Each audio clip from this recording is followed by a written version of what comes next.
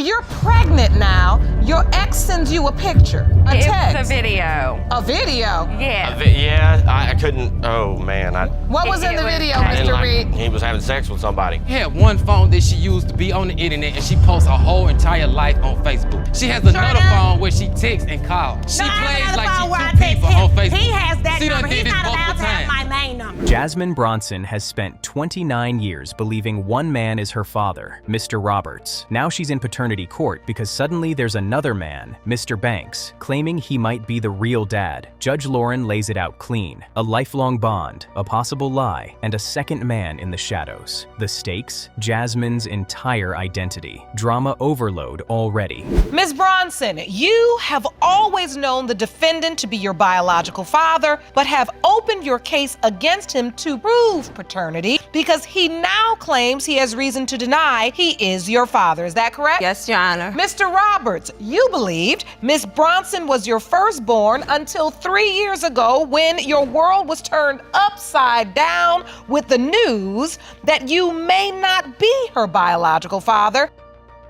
From the jump, Jasmine is ride or die. She's like, that's my father, period. You can feel how solid that bond is. 29 years of memories, support, love. Mr. Roberts confirms he raised her, helped financially, even without his name on the birth certificate. I mean, just look at their faces. They're locked in like real family, which makes what's coming even more brutal. Your Honor, I feel Mr. Roberts is my father. He's the only father I've known for 29 years. That's my father, period. I know him my whole life. He the only one I call my father. That's who I grew up known as my father. So Mr. Roberts is my biological father.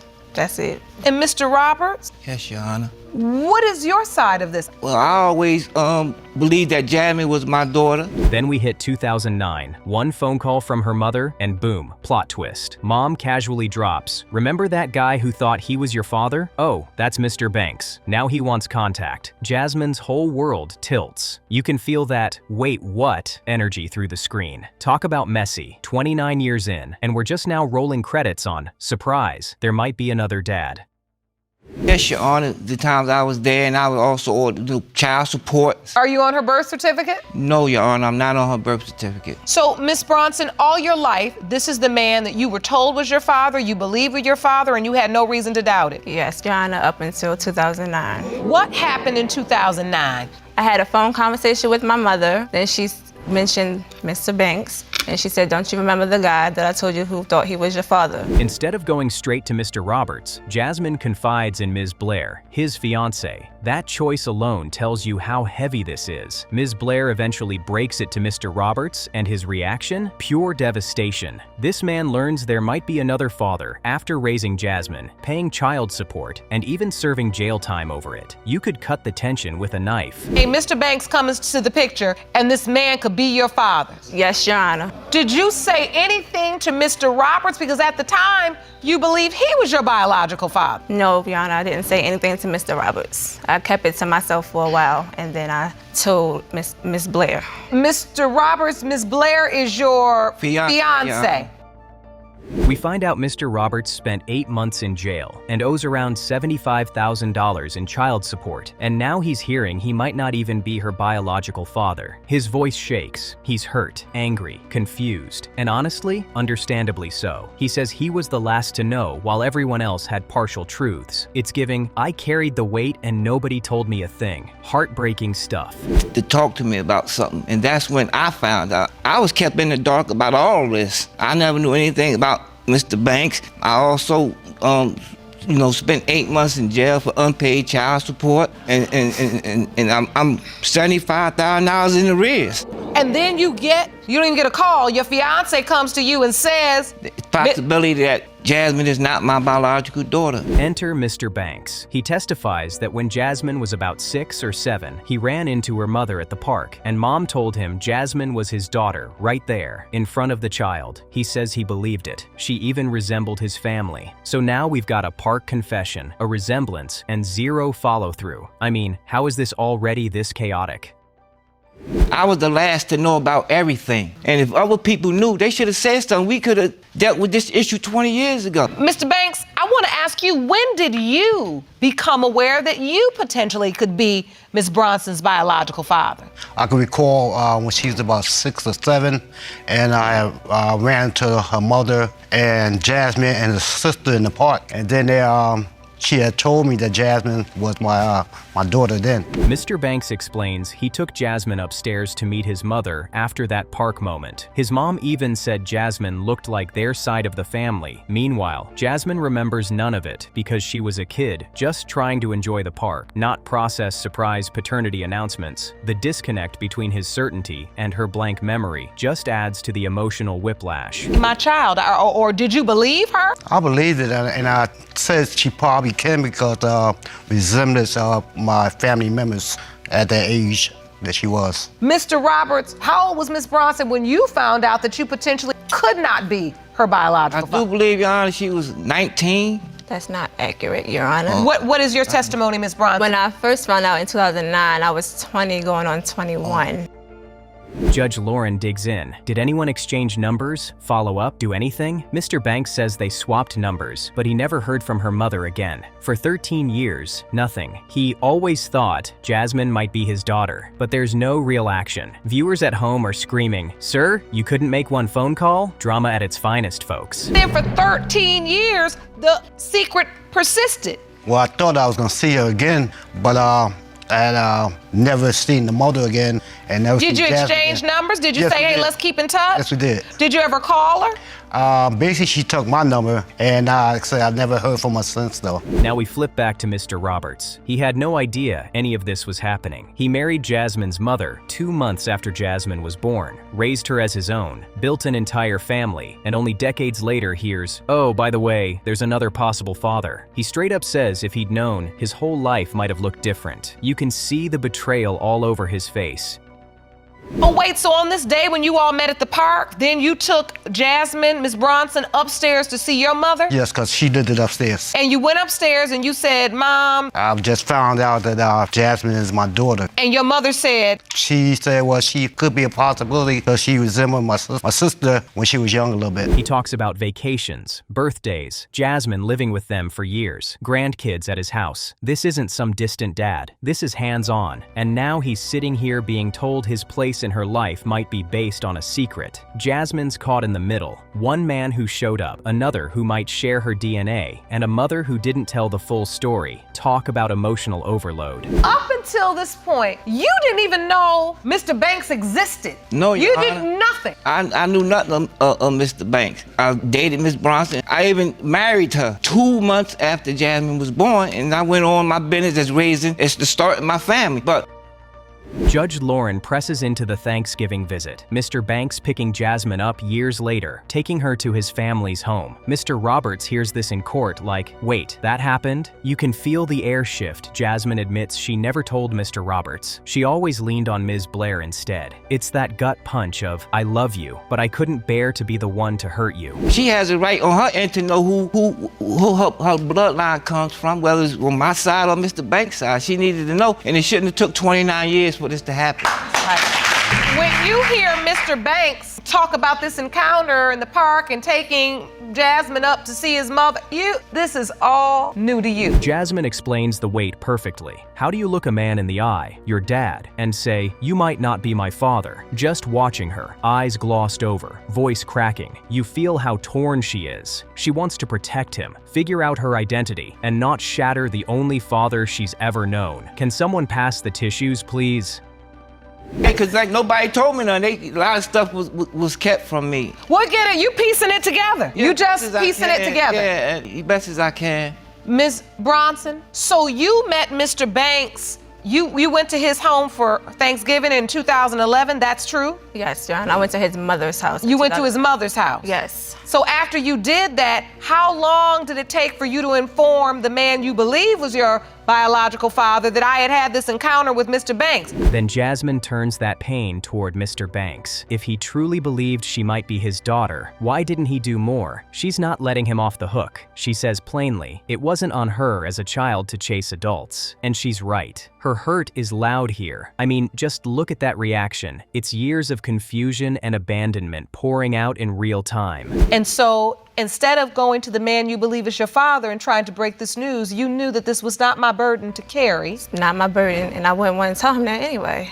How can I do it to tell their father, you might not be my father? Can't do that. And now you're hurting because you want to prove today that he is your biological father, because that's the only father you've ever really known. Only father I know, 29 years. That's my father.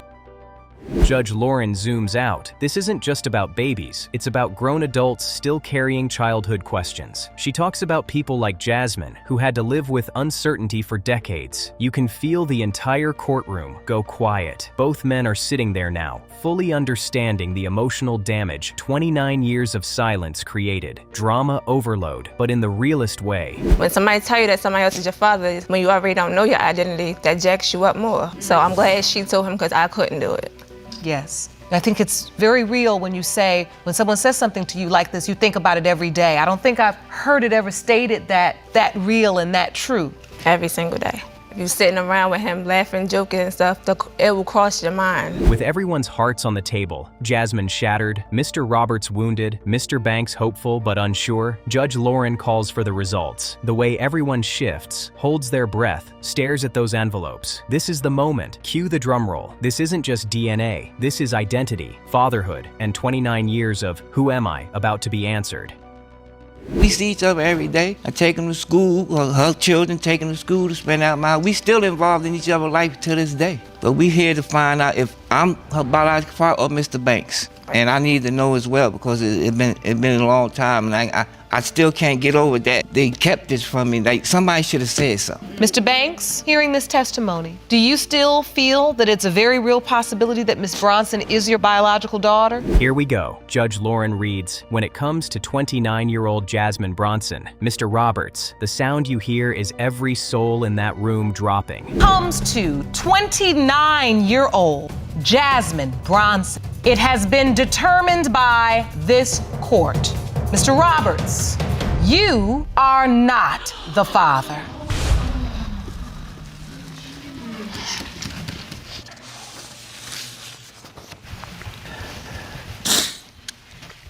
She's still my daughter. I love you. You're always gonna be my daughter. Seconds later, Judge Lauren turns to the next result. She gets into it right away, and you can see Jasmine's life rewriting before the results are read.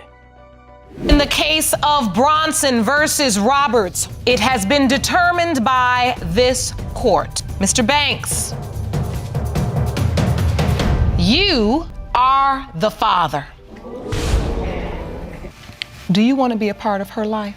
Yes, I do, because I love you, and I always will love you, as I told you before. And as they stand there, Mr. Roberts claiming her emotionally, Mr. Banks claiming her biologically, Judge Lauren reminds them their job now is to help heal the little girl inside Jasmine, who waited 29 years for this moment. No speeches, no wrap-up, just raw tears, quiet nods, and a family trying to rebuild around the truth. So look at all you have. And even though she's a grown woman now, you all have the responsibility to help heal that child in her. You do, right?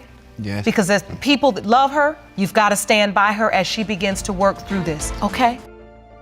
Imagine walking into paternity court to challenge the man on your birth certificate, the same man who held you as a baby, raised you, loved you for 36 years. That's exactly what Ms. Diane Sams is doing today, asking Judge Lake to order a DNA test to prove Mr. Robert Doris may not be her biological father. The tension is respectful, but heavy. You can already feel hearts on the line. Sams, you're here today requesting that this court grant you a paternity test to prove that the defendant, Mr. Doris, the man who is on your birth certificate, is not your biological father. That's correct. Mr. Doris, you say that you are heartbroken that Ms. Sams claims you are not her father, and say there is no need for a paternity test. You know you are her biological father, and you've never been told differently. Is that correct? That is correct, Your Honor. At a 2009 family reunion, a casual drunk uncle moment turns into a life-altering bombshell. Her uncle asks how her dad is doing since he got out of prison. Problem is, Mr. Doris has never been to prison. Then he casually drops another man's name as her real father. I mean, family reunion or plot twist convention. Just look at Diane's face. Confusion, hurt, everything.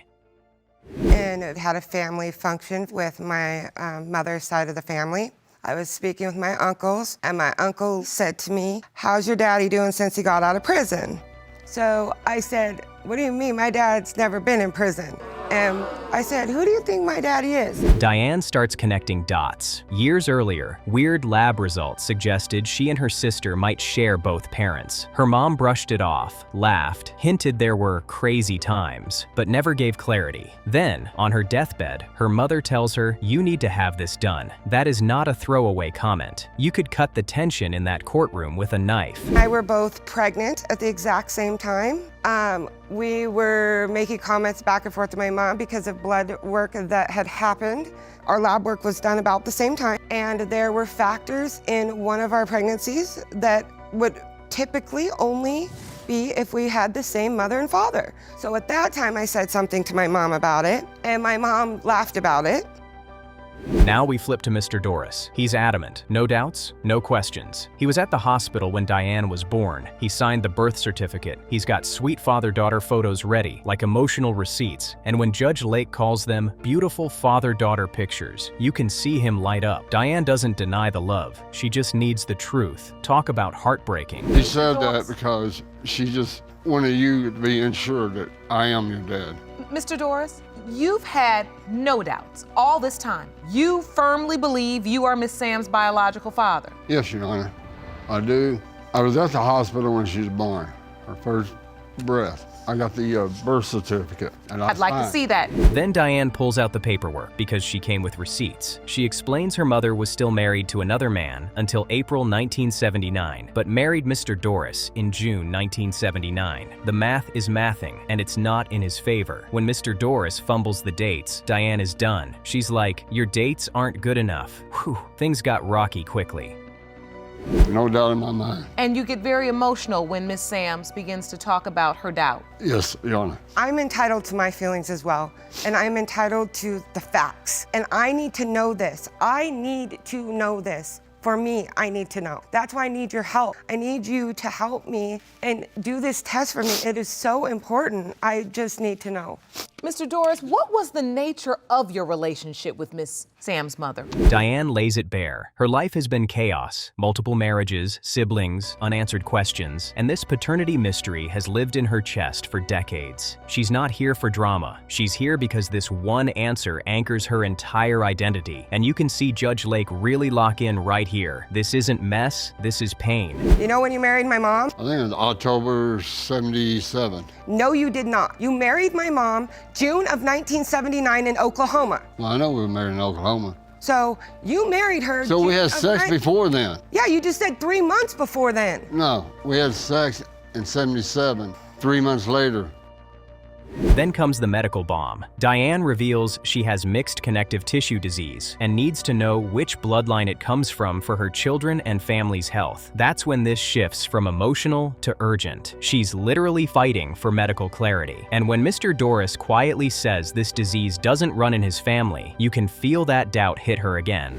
Hear what you said about when you were married to my mom, and I'm telling you when you were married, but I am not incorrect about these dates. This is harbored in my heart for years now. And I know my dates about this stuff. I know when my children were conceived. I know when I was conceived approximately. And you're off by 2 years, for crying out loud. As if that wasn't enough, Diane reveals she found paperwork after her mother's death. In 1980, her mother amended her birth certificate. An amended birth certificate. You can see Judge Lake's eyebrows do that. Oh, this just got serious lift. Mr. Doris never knew, never got notice. Diane is staring at him like, how am I supposed to ignore this? Drama overload.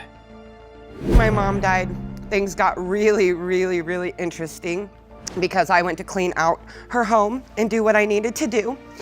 And I found a document that in 1980, my mother amended a birth certificate. Really? What? And I have that proof right here. Jerome, may I see that proof, please? I don't know. Mr. Doris pushes back, insisting, I don't care what that paper says, I'm your dad. He's frustrated, defensive, clinging to what he's always believed. Judge Lake brings in Diane's uncle, David Hooper, and this man walks in with history. He testifies that Diane's mother was with another man first and might have already been pregnant when Mr. Doris came into the picture. Cue the collective inhale. Received any notice about an amendment? No. Hearsay is saying that I'm not your dad. I'm here telling you I am your dad. Did you not just see an amended document? I know I was there when you was born, and I know that doesn't mean what she told me. She was not sleeping with anyone else. Your mom told him there was no one else. It's just all he knows. It's the information he has. Uncle Hooper explains timelines, jail, pregnancy, and the sudden move to California. Diane connects it, the mysterious other man, the prison history, the family vanishing act. It all tracks a little too well. Mr. Doris keeps saying, "You don't know that for sure." But Diane fires back with documents and dates. Judge Lake has heard enough. With all this, she orders both of them to submit to a DNA test. A little further down the line, Mr. Doris comes into the picture. They fell in love, they got married real quick, and then right after the baby was born, they just disappeared. You believe your sister was already pregnant before she got into the relationship with Mr. Doris? Unfortunately, yes, ma'am. I truly believe she was. After the break, we're back. You can feel the weight in that room. Diane admits she's a basket of emotions, scared, hopeful, terrified. Mr. Doris still insists with his whole chest that she's his daughter. Judge Lake reminds them. This courtroom exists for clarity. You can see Diane gripping that podium like it's the only solid thing in her world right now. Back in session in the case of Sams versus Doris. Both parties have submitted to the DNA testing that was ordered, and I have the results for you. Before I get to those results, is there anything you'd like to say? Your Honor, I still believe she's my daughter. I have no reason why not to believe it. No reason, no doubt. Ms. Sams, is there anything you'd like to say? I hope he is my father. Cue the drum roll. Judge Lake opens the envelope. The entire room freezes. She reads, "In the case of Sams versus Doris, when it comes to 36-year-old Diane Sams, Mr. Doris." In the case of Sam versus Doris, when it comes to 36-year-old Diane Sam, it has been determined by this court, Mr. Doris, you are not her father.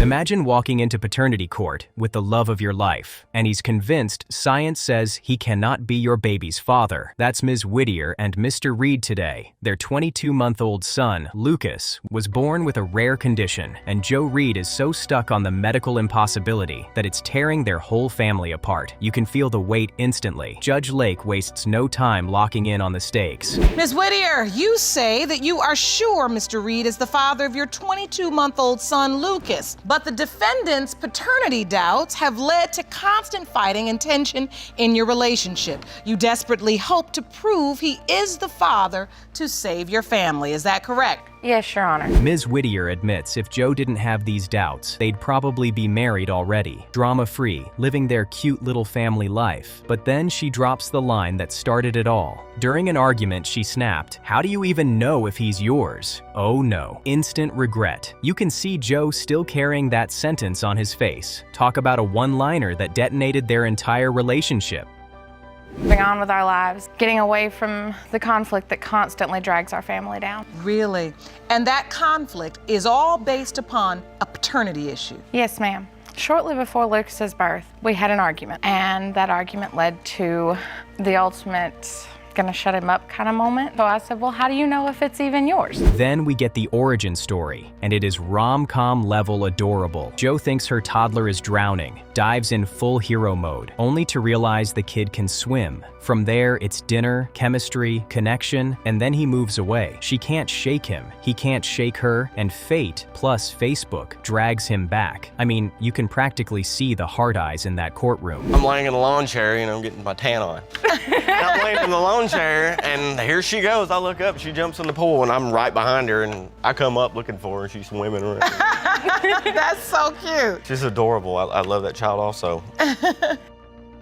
One mystical 3 a.m. feeling later, she's driving through the night to pick him up. They reunite, move in together, and boom, pregnancy. Joe is terrified in that classic first-time dad way, but at this point, zero doubts about paternity. Zero. This is peak wholesome era, and you already know paternity court never lets wholesome era last long. At about 3 o'clock one morning, I don't know if you want to call it a dream or a feeling, but I got up, and as I started down the hall, the family member that was staying with me, kind of met me in the hallway. And she said, it's time to go get Joe. And I'm like, I feel the same way, but what do I do? Enter the ex-girlfriend. Things got rocky quickly. The ex is whispering in Joe's ear, sowing seeds of doubt. At the same time, Ms. Whittier's own ex sends a vulgar video to her phone. Pure chaos. Joe sees it. Assumptions start flying, and you can literally watch Judge Lake lean in like, okay, here comes the mess. Drama overload, and we're just getting started.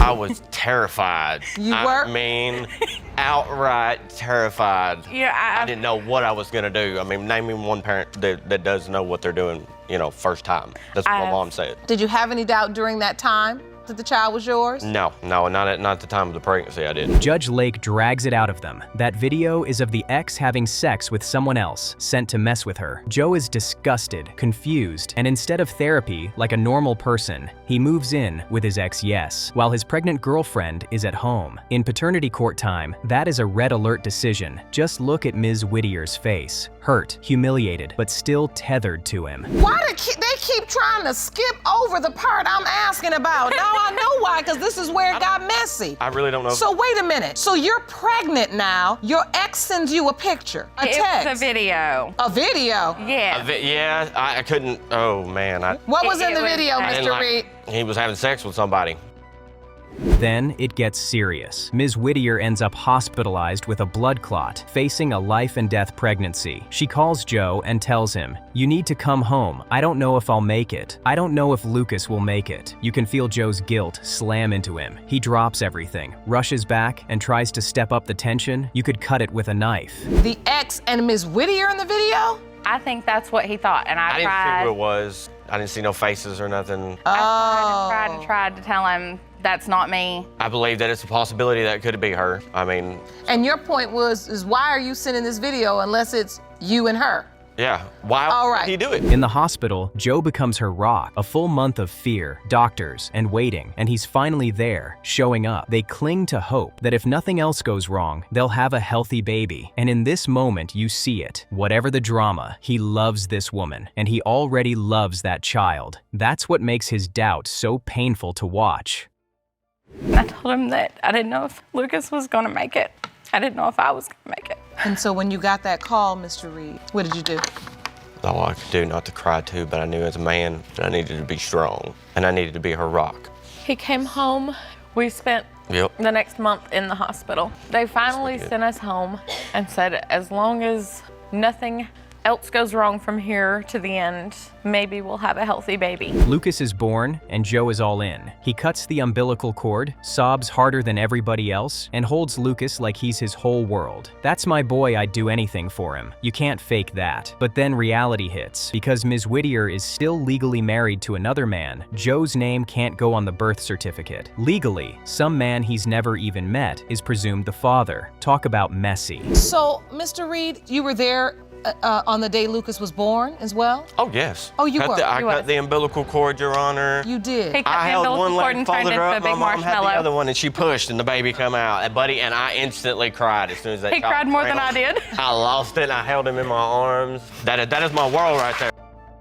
The doubts really start when Lucas becomes dangerously ill. Seizures at 2 weeks old, hospital stays, feeding issues, heart concerns. None of this exists in Joe's family history. Ms. Whittier tries to explain genetics isn't that simple, but Joe's brain hears, if my family's healthy, how can he be mine? Those medical mysteries twist into paternity paranoia. Father of the child. A man I have never Your laid Honor. eyes on. So they put your husband's name on They Lucas's... put unknown because I wouldn't give them my husband's name. I left my husband and haven't been in contact with him. But you're not legally divorced. So, Mr. Reed, at what point after the birth do the doubts really kick in? When Lucas started getting really sick, when he was 2 weeks old, he had his first grand mal seizure. Then comes the word that changes everything, albinism. At first, Ms. Whittier admits she didn't realize how serious it was. People hear albino and think pale skin, not a list of life-altering complications Lucas can't handle. Sunlight, bright lights, flickering lights, his little body is vulnerable. Joe locks in on one thing. This is physical proof something's off, and you can see him spiraling.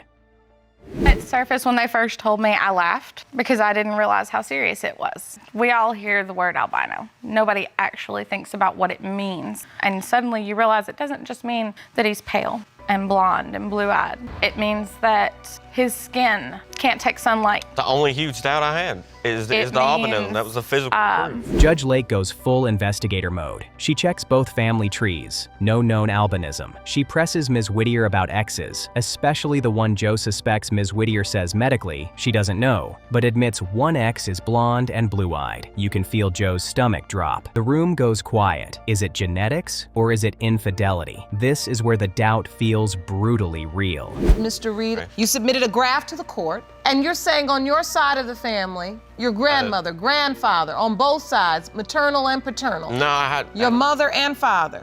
Yeah, nobody has albinism. I've never heard of anybody. No one. Nobody. And then Miss Whittier on your side of the family. There's no one with an actual diagnosis.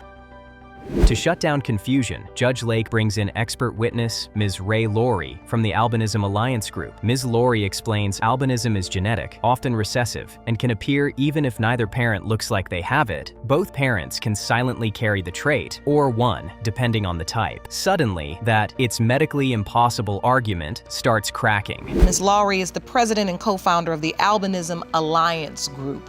Ms. Laurie, thank you so much for joining us today. We are here today discussing the paternity of beautiful baby Lucas. And this court wants to understand, is albinism passed genetically? Albinism is passed genetically from the parents to the child, but depending on which gene is affected, depends on whether both parents or one parent. Ms. Laurie continues, 2 parents with albinism can have children without it, and 2 parents without visible albinism can have children with it. It's all about gene combinations. Translation, Joe's entire theory that no one in my family has this, so Lucas can't be mine, holds no weight. But here's the heartbreak. Joe admits even with the science, the doubt still eats at him. The man is torn.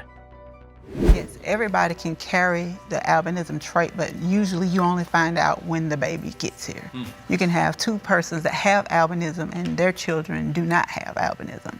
Really? You have 2 people who do not have albinism and all of their children have albinism. Because it's all about the gene combination. Now the emotion hits peak level. Joe confesses that if Lucas isn't his, it will destroy him. He's shaking, voice cracking. Ms. Whittier is in tears, saying it takes so much for someone to love a child that deeply. Despite everything, Judge Lake feels it. We feel it. This isn't casual court TV anymore. This is a family on the edge, hanging onto one envelope, cue the drum roll. If you were to read the DNA test results and you tell me that he's not the father, you're going to watch me cry. Why do you have tears in your eyes, Miss Whittier? Because it takes a lot for a person to love a child that way, to know he loves that kid the way I do, no matter what. Let's get the results. Jerome? Here it is, the moment everyone's braced for. Judge Lake reads the results for 22-month-old Lucas Whittier, and in one perfect, life-altering sentence, Mr. Reed is shaking, laughing, emotional, and full-on tensed before the results are even read. When it comes to 22-month-old Lucas Whittier, it has been determined by this court. Mr. Reed, you are the father.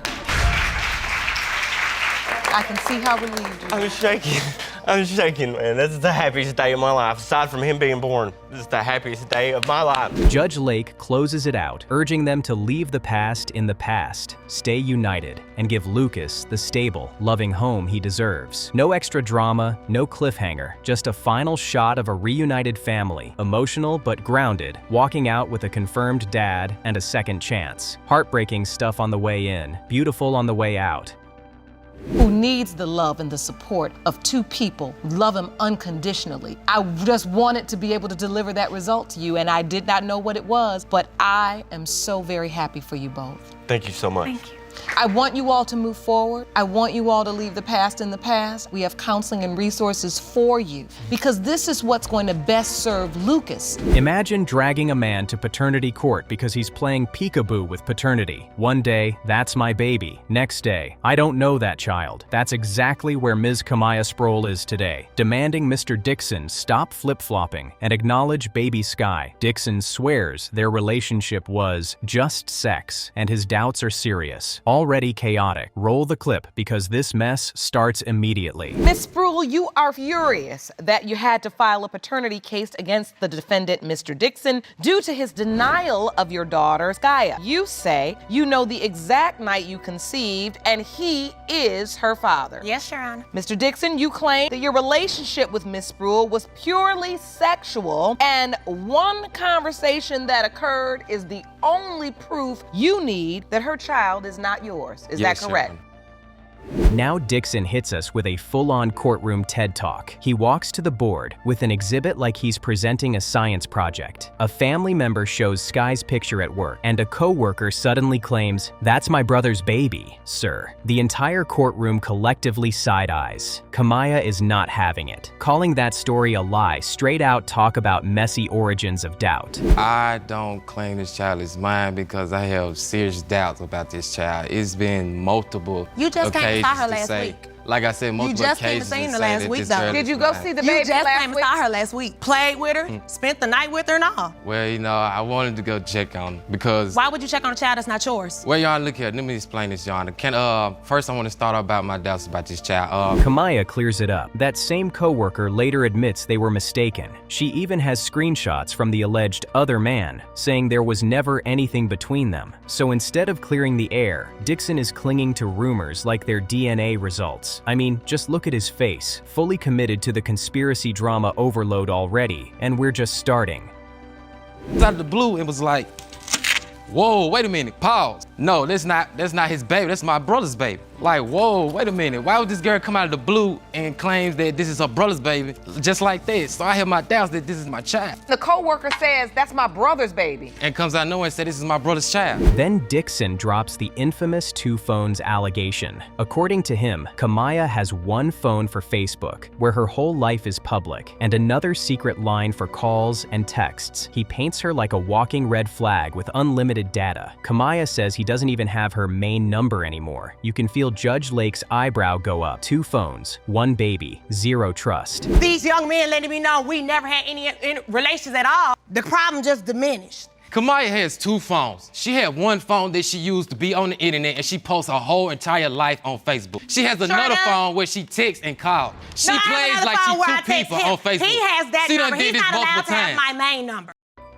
Kamaya fires back. Dixon dipped to Alabama when Skya was about a month old, supposedly for work, and popped up with another baby before Skya even turned 7 months. So Sir went interstate and started a spin-off series. To make it worse, while denying Skya, he's allegedly posting her as his Facebook cover photo until his new baby's mom found out. Then, poof, Skya disappears from the page. Talk about suspicious. Work. He put in a lot of work.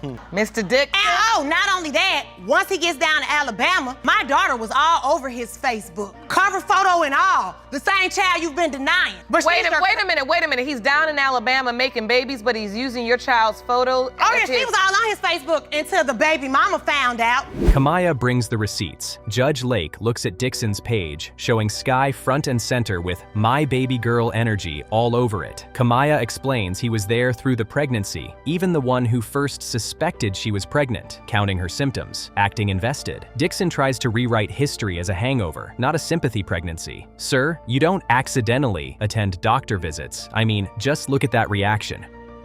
He was there my entire pregnancy. He was. He is the one who told me I was pregnant. He said I was pregnant because he's throwing up everywhere. He said I was pregnant.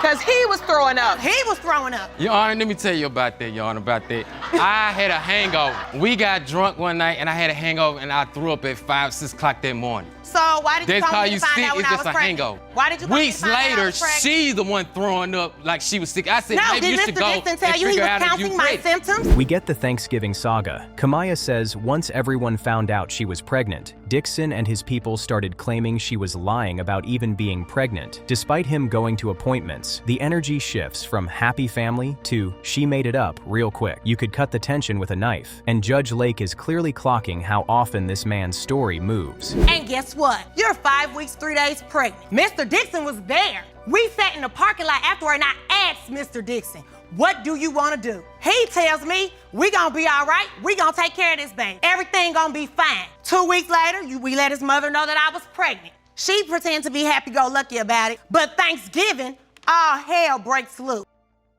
Next up, the birth certificate chaos. Dixon says he wanted his name on it and even had money ready to change Sky's last name. Kamaya says he wasn't there at birth and didn't earn that right. Judge Lake, very calmly, is like, "Ma'am, you're screaming for acknowledgement. This is acknowledgement." The courtroom feels like a couples counseling session with witnesses' drama at its finest, folks. And didn't they tell you to come to the back? So we didn't go to the back and talk to that nice lady. I was never there. You wasn't there. That's the whole entire time when you. All right, so Thanksgiving, they found out you were pregnant. Yes, and after that, I became the devil. This wasn't his baby, this, that, and the third. You so sure this is my child, but yet I'm not on the birth certificate. You weren't there when she was born. What you mean? But yet you we kept wasn't talking there. about me putting myself on a birth certificate, and I even came up with money to change her last name, but you kept pushing it off. By the next segment, we're in full argument loop. Kamaya says if she's doing everything alone, Sky keeps her last name. Dixon says they had plenty of time before Alabama. She kept delaying. Both of them are talking over each other like the judge isn't right there. You can literally feel Jerome spiritually backing away from the podium.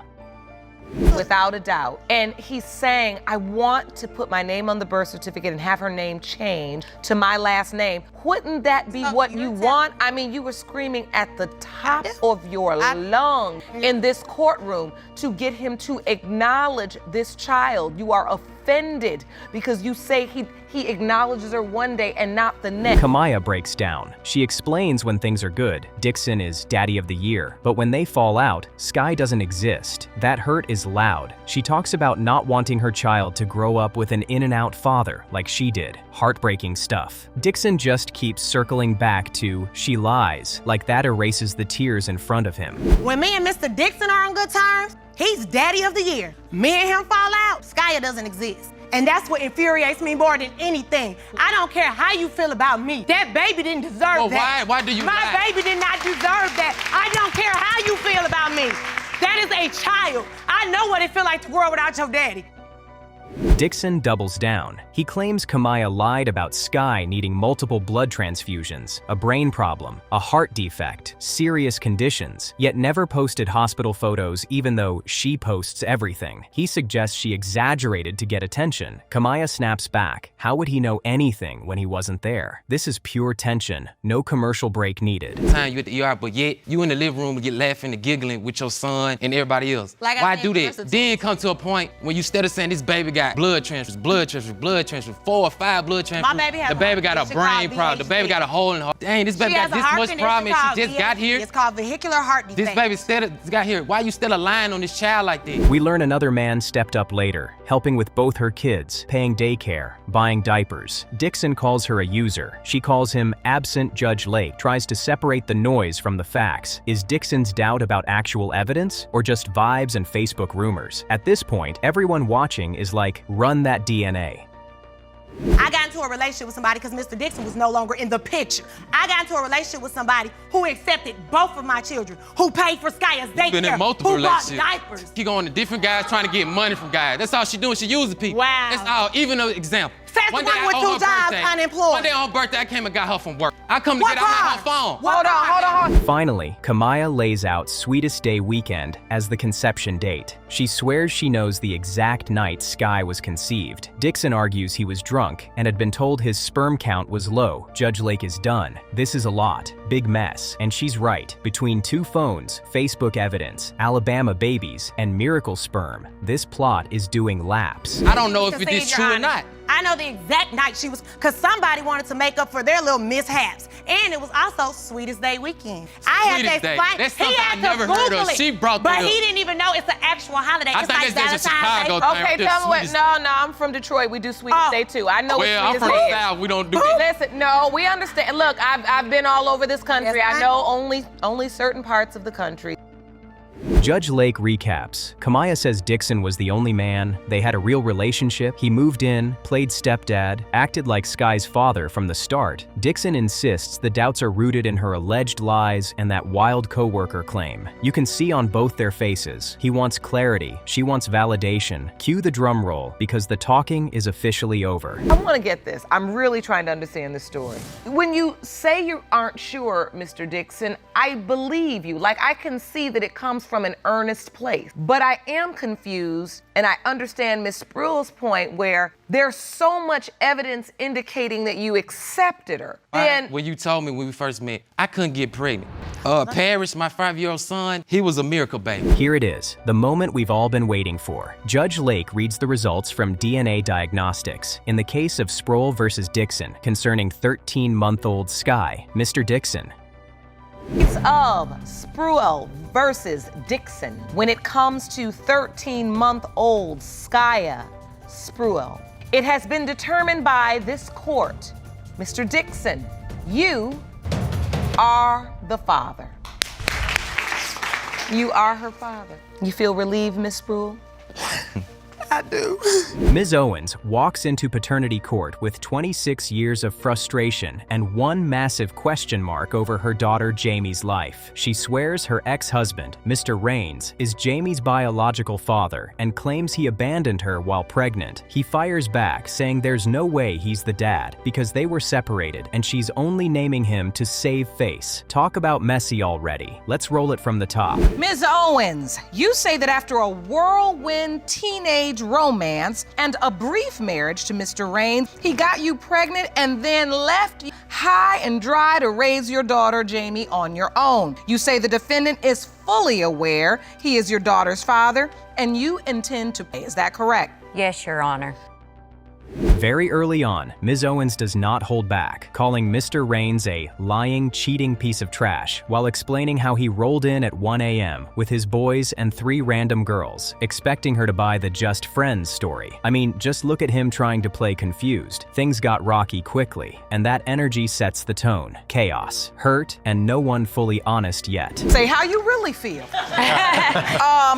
Explain. I was actually 2 to 3 weeks pregnant when I went back and to live with my parents when he left me. This is after him and 2 of his friends had come home about 1 o'clock in the morning with 3 girls and expected me to think they were just friends. Mr. Raines admits he might have been cheating, shrugs it off as being young, and claims their relationship was constantly off and on. Then he hits us with the letter moment. She went home, wrote she was pregnant, and he basically replied, "Hate your luck." Sir, the way Judge Lake stares at him, you could cut that tension with a knife. Drama overload already.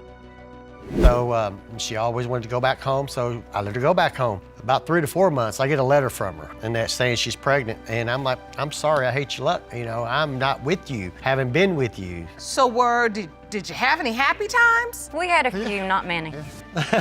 Okay. About the only time we really did have any connection was in bed. Now we get to the calendar, the star exhibit. Mr. Raines steps up to the plasma, arguing the dates prove he couldn't be the father. Jamie's July 31st birthday, his claimed August exit, and Clara's alleged conception timeline don't match. According to him, Ms. Owens claps back instantly, insisting she came home in October. This isn't just math, it's their entire family history on a board. Is that the calendar you submitted to the court? Yes. All right, please step up to the plasma. I'd like you to explain. All right, Jamie was born July 31st. All right, 1, 2, 3, 4, 5, 6, 7, 8. This is when Clara says she's pregnant. No, I got pregnant in October. This is when she's the 6th day. So I left in August is when I left.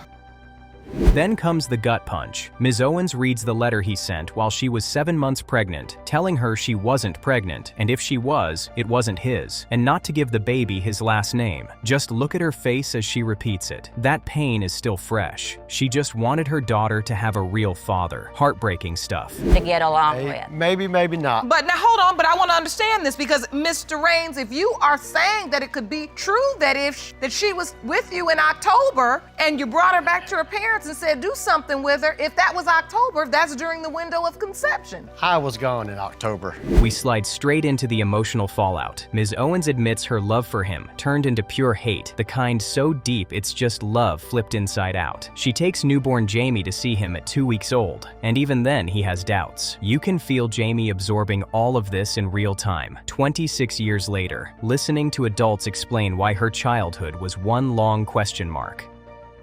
I wanted my daughter to have a father like I had growing up. She did not have that. Let's back She had my father to help me raise her. It's not fair. He has never, ever done anything for her. Now, birth certificate time. Ms. Owens confirms she did not put Mr. Raines on it, even though they were married. She gave Jamie her last name. Judge Lake points out that usually the husband is presumed the legal father. The camera hits Mr. Raines as he explains how child support still came after him, and he took responsibility. I mean, except for the part where he wrote, "It's not mine," right? At what point does Mr. Raines re-enter Jamie's life? I actually took her to see him when she was 2 weeks old. And when you saw her, what did you? There was still doubt. You know, there's still doubt. There's always been doubt. And did you put him on the birth certificate, Ms. Owens? No, ma'am, I did not.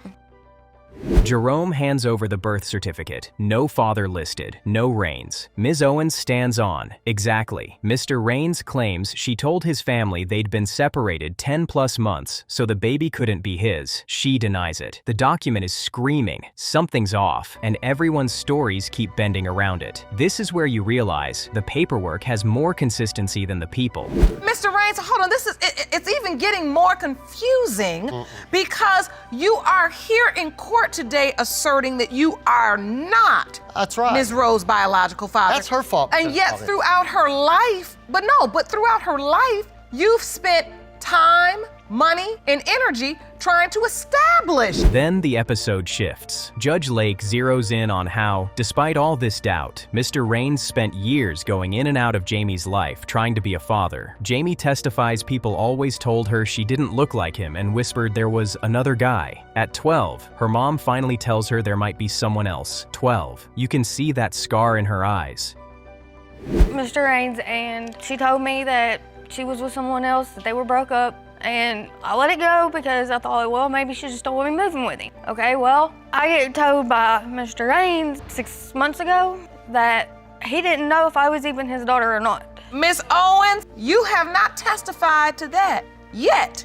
In everything that you've said thus far in this courtroom, you left out that one very important conversation. Jamie explains that just 6 months before court, Mr. Raines himself admitted he wasn't sure she was his. So now we've got mom's confession and dad's doubt haunting her as an adult. Judge Lake calls out Ms. Owens for conveniently leaving that detail out earlier. I mean, how are we in paternity court and skipping key chapters? Talk about crucial receipts being delayed. He says you would have had to get pregnant in October. You then said it was when I went home. So the point is what you're saying is that's the same window of time when you were with this other man. 3 weeks later. 3 weeks later. Doesn't matter 3 weeks, 1 day. You were with somebody else. There's doubt. And according... I was not with you, Mr. Raines. I did not cheat on you like you did me. Here comes the other man bomb. Judge Lake revisits the conception calendar, Mr. Raines' October timeline, and Ms. Owens' claim she was with another man. About 3 weeks later, Raines is locked on. If you were with someone else, there's doubt. Ms. Owens finally admits there was another possibility. This is the moment everyone's shoulders drop because we finally hear what Jamie's been living with silently. That I wished she would have had a father to take care of her and loved her the way my father did me. Can I say something here? What would you like to say? You know, she keeps us saying, wish she'd had a father, wish she had a father. I tried to be a father to Jamie, but it was a constant arguing with this woman.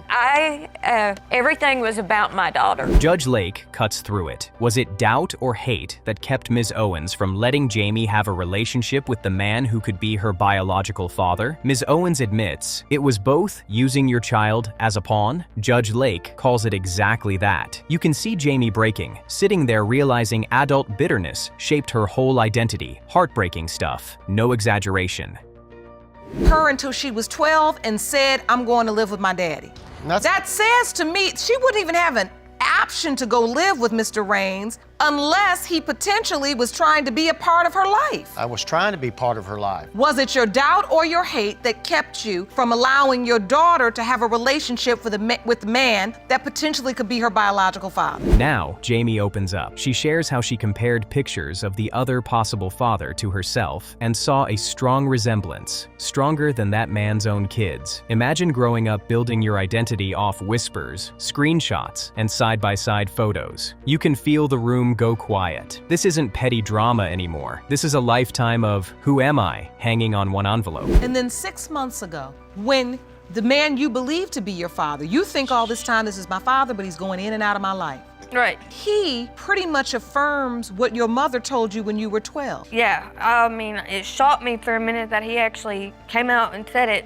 And then I started wanting questions. I started asking my mom questions. I started asking everybody questions. And you deserve to ask those questions. Yeah. Did you?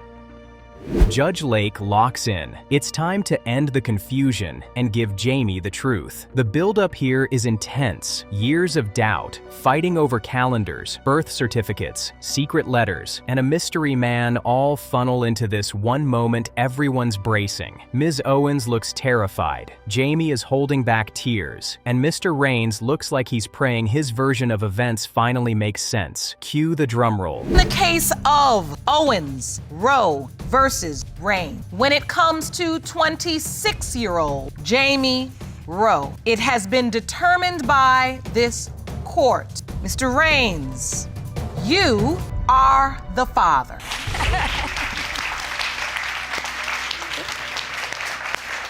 And here it is, the moment we've all been waiting for. Judge Lake reads the results. When it comes to 26-year-old Jamie Rowe, Mr. Raines, here it is.